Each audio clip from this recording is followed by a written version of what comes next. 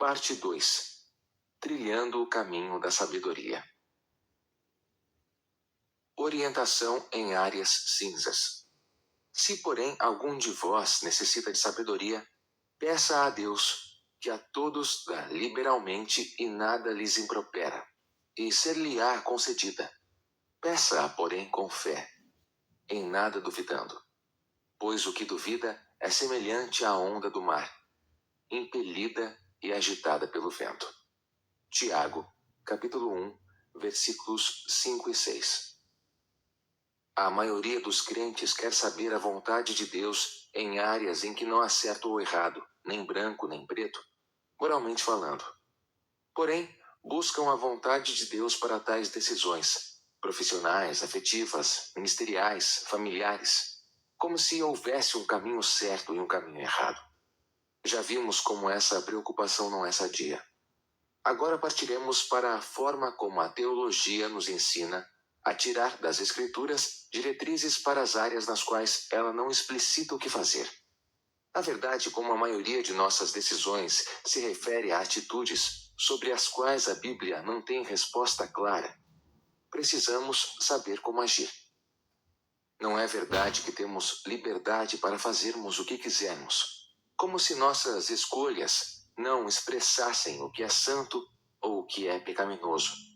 Contudo, precisamos saber como é que a Escritura nos é útil para tais decisões. As Escrituras e assuntos adiáfora.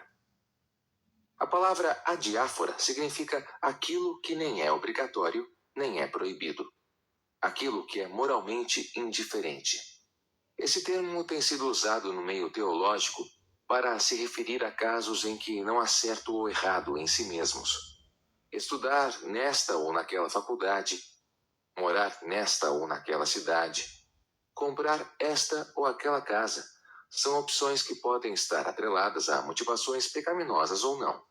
Todavia, em si mesmas, elas são consideradas moralmente neutras. Portanto, não devemos nos martirizar por não sabermos qual faculdade ou qual emprego, dentre as opções que temos, é o centro da vontade de Deus para as nossas vidas. Não há nada biblicamente proibitivo quanto a estudar em uma faculdade particular ao invés de pública, ou de ser engenheiro ao invés de pastor. Entretanto, a maioria dos crentes se aflige no desejo de ter alguma luz de Deus para tais decisões. Por um lado, não espere por orientação especial da parte do Senhor em áreas que Ele já revelou a sua vontade. Isso seria menosprezar as Escrituras.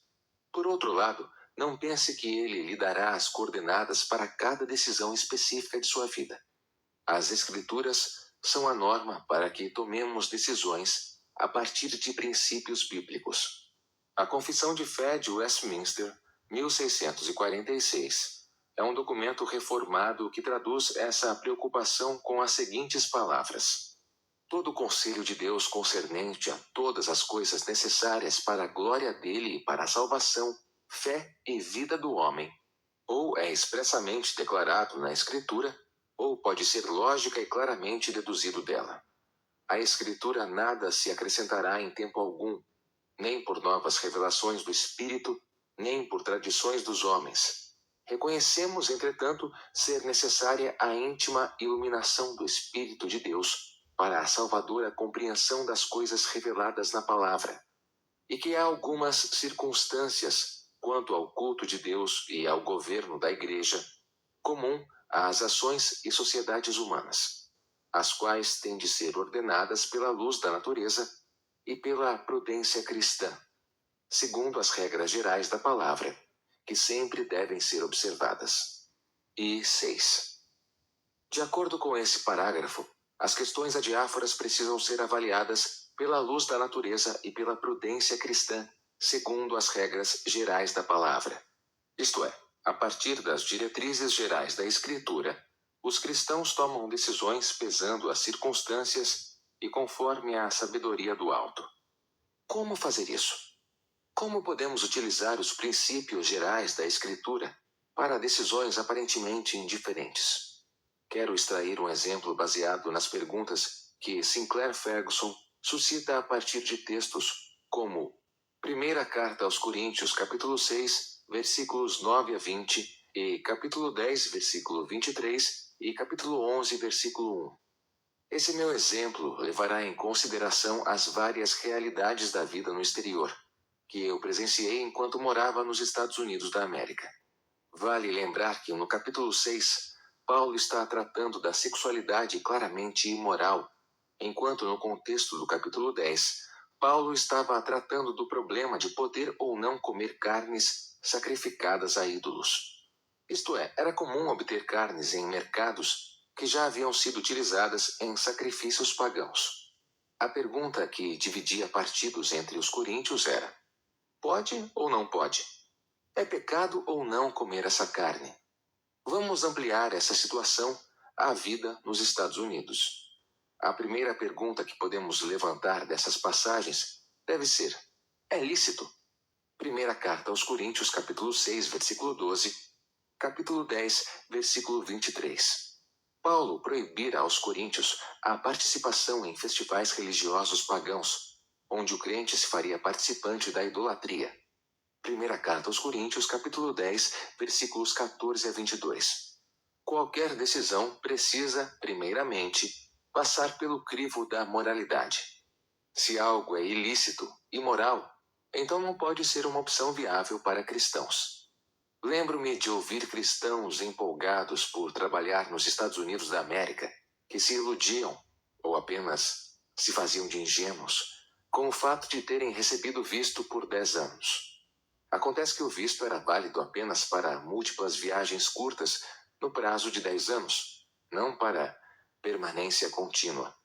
Portanto, era ilícito permanecer no país com o fim de levantar recursos financeiros, por mais nobre que fosse a causa, por exemplo, ajudar a família. A segunda pergunta deve ser: é benéfico para mim? Isto é, mesmo sendo lícito, convém? Edifica? Primeira Carta aos Coríntios, capítulo 6, versículo 12, capítulo 10, versículo 23. Há certas coisas que não são erradas, mas que não nos edificam. Lembro-me de um amigo pastor que fazia o seu mestrado nos Estados Unidos e se destacava a tal ponto que seus professores e eu também o encorajávamos a prosseguir os seus estudos, indo para o doutorado. Sua resposta me impactou profundamente. Ele decidiu voltar ao Brasil logo após o término do mestrado, porque sentia muita falta de pastorear uma igreja local. Meu amigo entendera que aquilo que edifica tem prioridade sobre a oportunidade imperdível. A terceira pergunta deve ser: é escravizante? Primeira Carta aos Coríntios, capítulo 6, versículo 12b. Qualquer coisa lícita que venha nos escravizar, trabalho, estudo, família, toma o lugar de Deus. Era muito comum presenciar brasileiros que apostaram as suas vidas no sonho americano e acabaram tornando-se escravos do trabalho. Tinham jornadas muito mais longas do que qualquer emprego no Brasil e não tinham tempo para uma vida tranquila. O lícito se tornara escravizante. A quarta pergunta extraída das passagens deve ser: é útil para outras pessoas? Primeira Carta aos Coríntios, capítulo 10, versículos 24, 28 e 29, 32 e 33. Paulo estava explicando que não pecava aquele que comia carne sacrificada a ídolo, mas cuja consciência não o acusava. Primeira Carta aos Coríntios, capítulo 10, versículos 25 e 26. Se, porém, estivesse diante de pessoas para as quais comer seria causa de tropeço, então não deveria fazê-lo. Presenciei muitos alunos internacionais deixando esposas e filhos para trás, com o propósito de obterem um grau de uma escola americana conceituada. Tal atitude não poderia ser considerada meramente cultural, como se fosse neutra. Afinal, o apóstolo proíbe o delongado afastamento de marido e mulher. Primeira Carta aos Coríntios, capítulo 7, versículo 5. Portanto, a decisão de estudar nos Estados Unidos da América só seria correta se fosse abençoadora para as pessoas ao nosso redor. A quinta e última pergunta seria: glorifica ao Senhor? Primeira carta aos Coríntios, capítulo 10, versículo 31. Essa pergunta, aparentemente genérica, ensina-nos a colocar as nossas motivações no devido lugar. Será que tomamos tal decisão porque honra ao Senhor? Lembro-me com muita alegria de conhecer pessoas que estavam buscando o seu grau no exterior, com a disposição de serem enviados para outra nação quando terminassem. Queriam ser missionários na área da educação teológica. Isto é, não buscavam prestígio, mas ferramentas de serviço. E queriam estar onde fossem úteis. Tais perguntas são apenas ilustrações de como aplicamos a palavra a assuntos indiferentes. John Frame proporciona outro exemplo ao falar da escolha entre morar em uma cidade ou outra. Quando temos a ansiedade por descobrir o plano específico de Deus para nós, geralmente formulamos a pergunta assim: Senhor, em que cidade devo morar? A ideia de dever transmite a noção de que só há uma escolha que agrada a Deus. Mesmo que haja uma escolha que seja mais santa, Deus não promete nos mostrar qual seja. Ele quer que ponderemos em cima de sua palavra. Frame sugere as seguintes considerações. Onde eu posso utilizar melhor os meus dons? Qual local oferece maiores tentações, as quais devo evitar? Que lugar oferece melhores oportunidades para crescimento cristão? Uma igreja saudável? Observe que Frame chama a atenção para 3 áreas importantes da vida cristã. Serviço, primeira carta de Pedro, capítulo 4, versículo 11. Mortificação, Colossenses, capítulo 3, versículo 5. E crescimento, segunda carta de Pedro, capítulo 3, versículo 18. Ele demonstra como a escolha de uma região para morar pode influenciar nossa vida cristã como um todo. Por isso, devemos priorizar tais questionamentos sobre outras preocupações. Se a casa agradou a esposa, motivação, ausência de conflito. Se a escola para as crianças é de qualidade, motivação, competitividade. Se a moradia é próxima do trabalho, se eu não vou pegar muito trânsito, motivação, conforto e qualidade de vida, etc. Não que esses últimos questionamentos não sejam válidos, porém, infelizmente, a maioria dos crentes só pondera sobre eles, e nunca sobre as primeiras perguntas apresentadas. Liberdade de consciência. James Petty usa uma ilustração interessante para tratar dos assuntos indiferentes. Ele apresenta 3 círculos concêntricos que demonstram os diferentes graus de clareza nas Escrituras com relação às nossas decisões. O primeiro círculo, o mais central deles, contém as proibições explicitadas nas Escrituras. Não matar, não adulterar, não adorar ídolos, etc. Estas são muito claras, e portanto qualquer decisão que tivermos que tomar, que envolva um preceito como esse, não é tão difícil de discernir qual a vontade de Deus. Esses não são assuntos adiáforos. O segundo círculo diz respeito aos mandamentos positivos, que envolvem escolha de selos. Por exemplo, quando eu chego ao trabalho, eu preciso escolher cigarro conversando com minha esposa. Maridos, amai as vossas esposas, ou atender um telefonema diante de um aconselhado. Apacentai o meu rebanho. Eu não consigo fazer ambos de uma vez. Se eu tentar, eu criarei problemas em ambas as frentes. Escolher quanto tempo eu devo gastar com os meus filhos e quanto tempo eu me envolvo no trabalho da igreja também se insere nesse segundo círculo. Ambas as situações apresentam escolhas que expressam amor ao próximo. Mas decidir o que fazer envolve discernimento e priorização. Os exemplos acima lidam com uma área com a qual quase todos os crentes se afligem: a administração do tempo. São frequentes as reclamações, até entre cristãos, de que falta tempo para fazer tudo o que queremos fazer. Se alguém ama ler, quer ler mais livros do que consegue fazê-lo. Se alguém gosta de música, quer aprender mais instrumentos do que consegue praticar. Temos a impressão de que nunca dá tempo de fazer o que planejamos.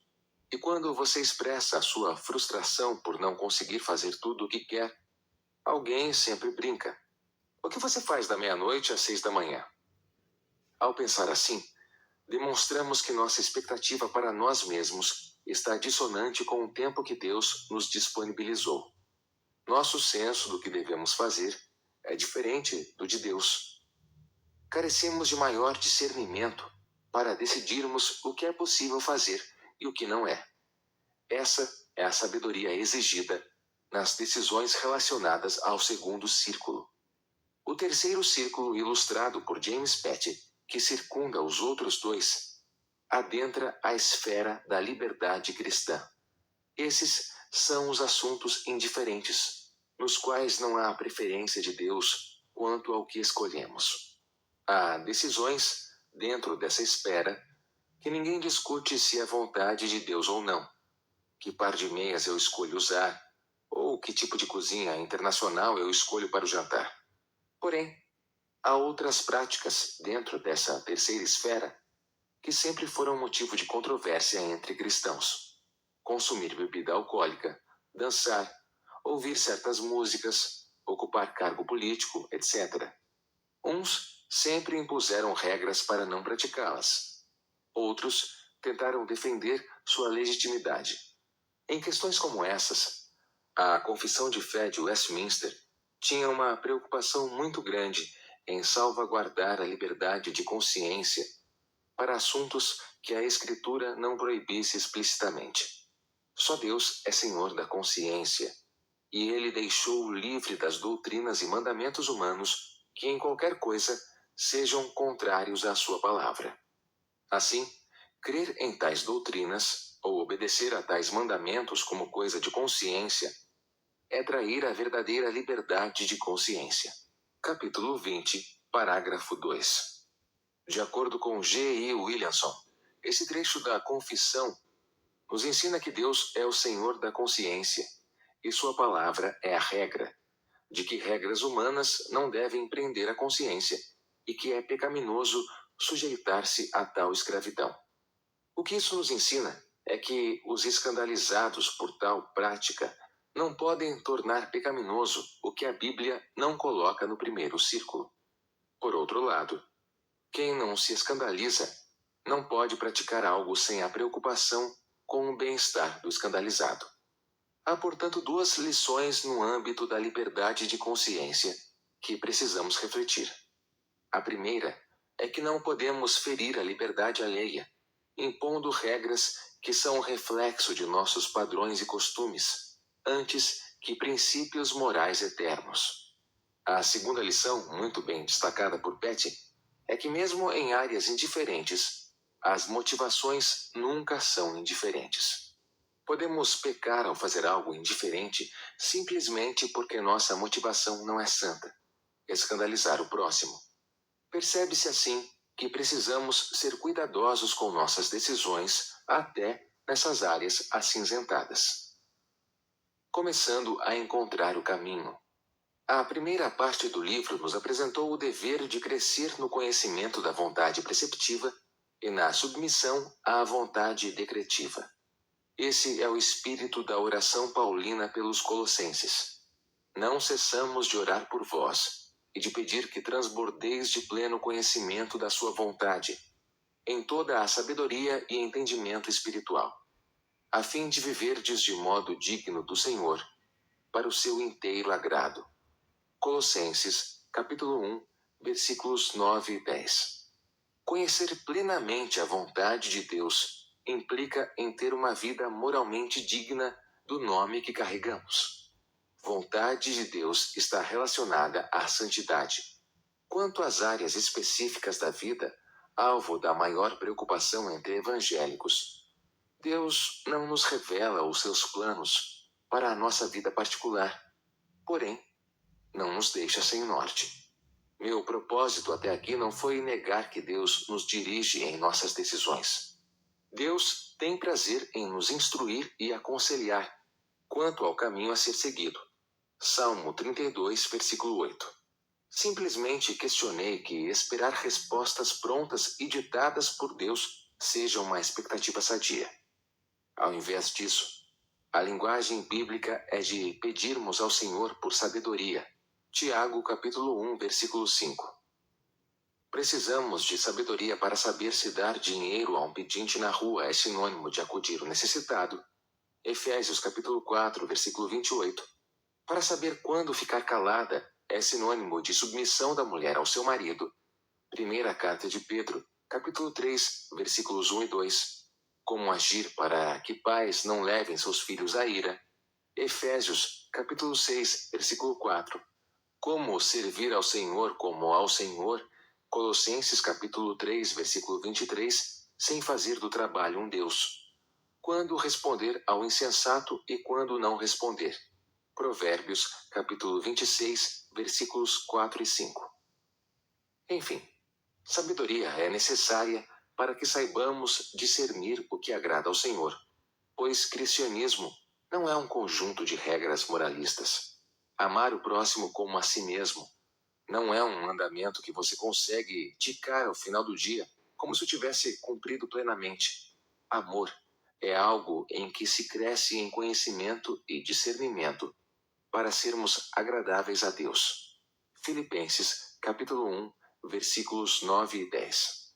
Há muitas situações em que percebemos a necessidade de sabedoria.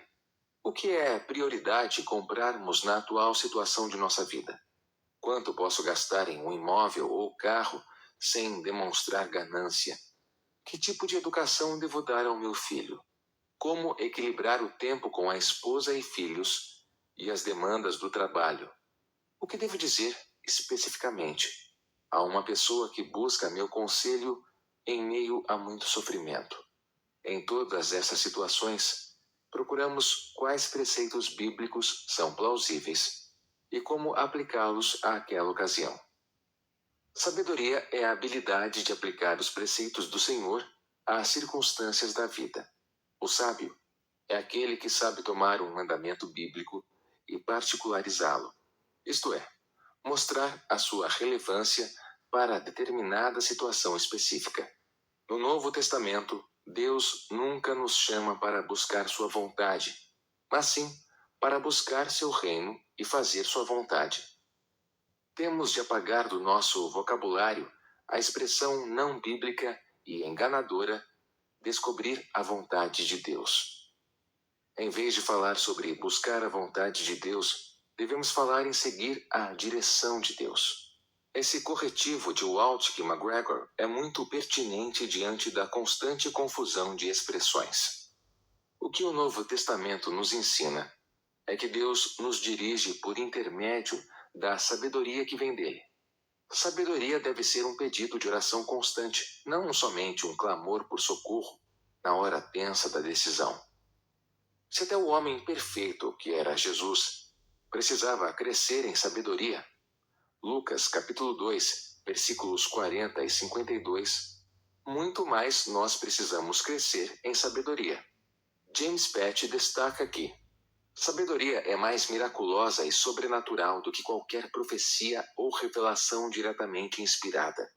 Nesta obra maravilhosa, Deus progressivamente transforma o pecador para pensar como ele, com as prioridades, sensibilidades, propósitos e o amor de Deus. Esse é o maior milagre já realizado pelo nosso Senhor, embora não seja valorizado como tal por uma igreja faminta por mais sinais e maravilhas tangíveis. Nos próximos capítulos, vamos procurar compreender como é que Deus nos concede sua sabedoria pelo Espírito Santo, como Deus nos transforma para ficarmos mais parecidos com Ele, inclusive para a hora da decisão. Após termos construído o fundamento teológico desta questão, está na hora de erigirmos as paredes práticas da sabedoria. Isto é, vamos investigar um pouco do que o Novo Testamento nos diz acerca dos meios pelos quais essa sabedoria chega a nós.